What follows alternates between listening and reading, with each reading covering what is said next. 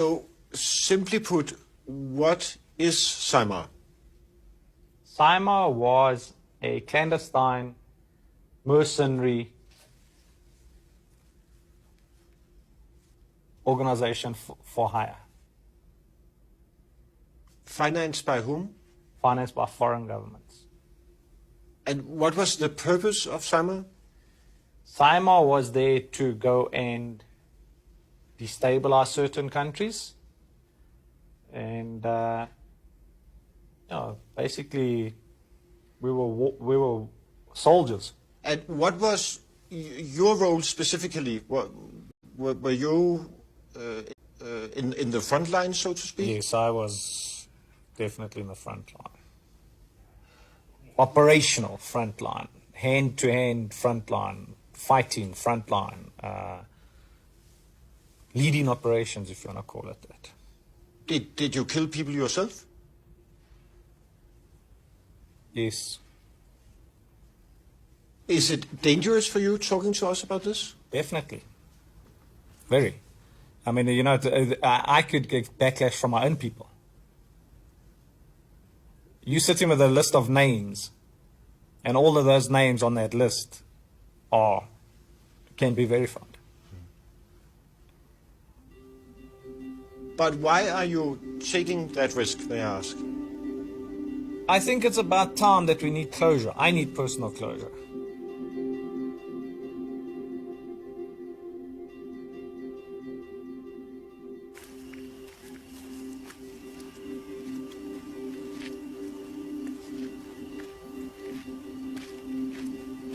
Basically, this is operational headquarters for SAIMR.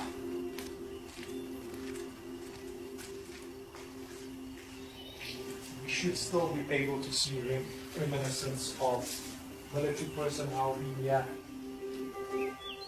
For example, well, we can go. There's the barracks down that side.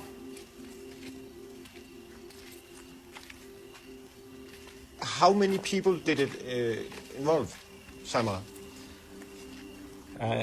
Anything from 5,000 people upwards.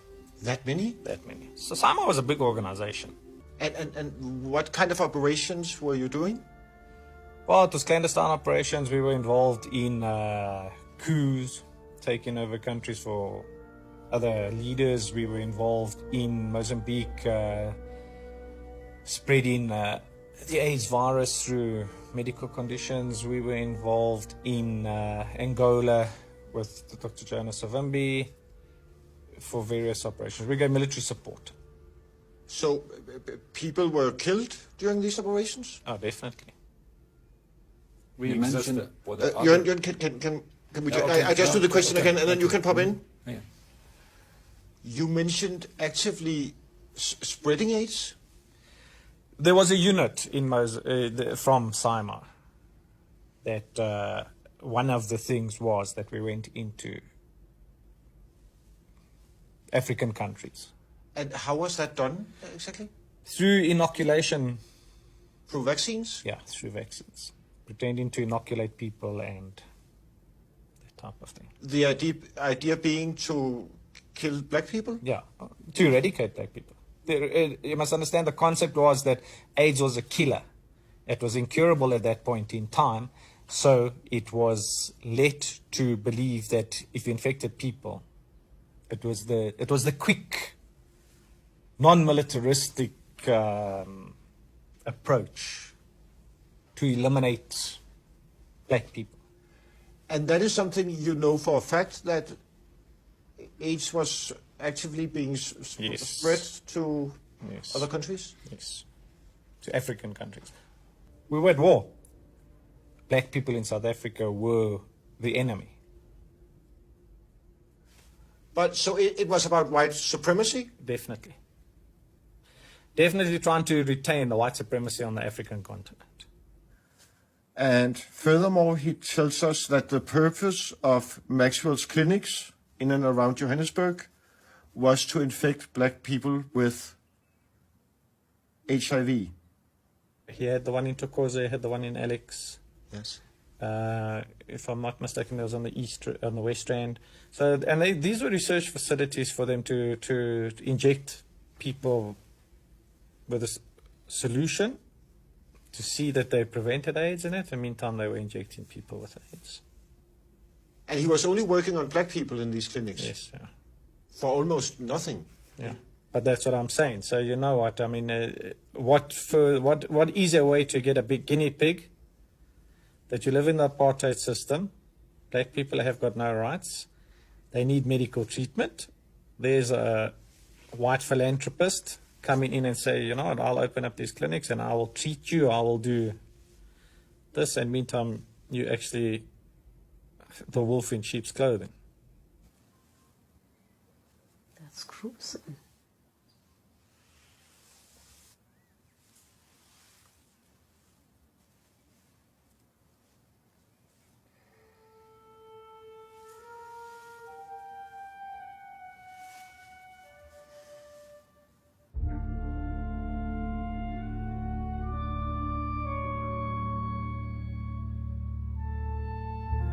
Did you visit these clinics yourself? Yes, I went to the clinic in Alex where there was the research facility, and there was monitors, there was tubes, there was a proper lab.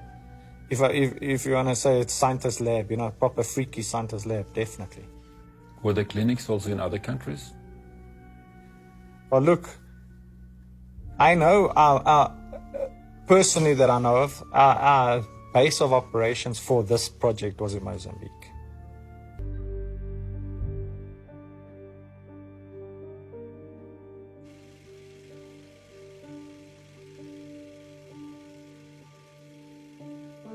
Anybody that resisted any white form of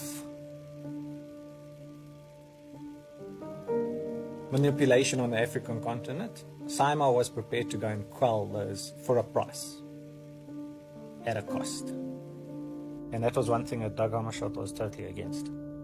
And he wanted every country for the people of the country. And obviously when you've got investments, when there's minerals, gold, diamonds, oil and all of that stuff, and we all know which countries think, he was a threat. We countered effectively efforts from all sides to make the Congo a happy hunting ground for national interests. To be a roadblock to such efforts is to make yourself the target of attacks from all those who find their plans thwarted. He was killed because he was going to change the way that Africa dealt with the rest of the world financially. And he was a threat.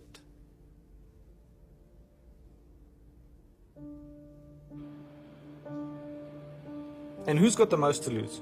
Corporate business worldwide. People are greedy. People want what others have got, and they don't want to pay for it. That's why they come to Africa. Because Africa seemed to be easy in third world. And now Africa's starting to fight back. And I think it would have happened 30 years ago, 40 years ago, if Doug Hammarskjöld had his way. Africa would have been a completely different continent today if Doug Hammarskjöld was allowed to live and follow through on his mandate.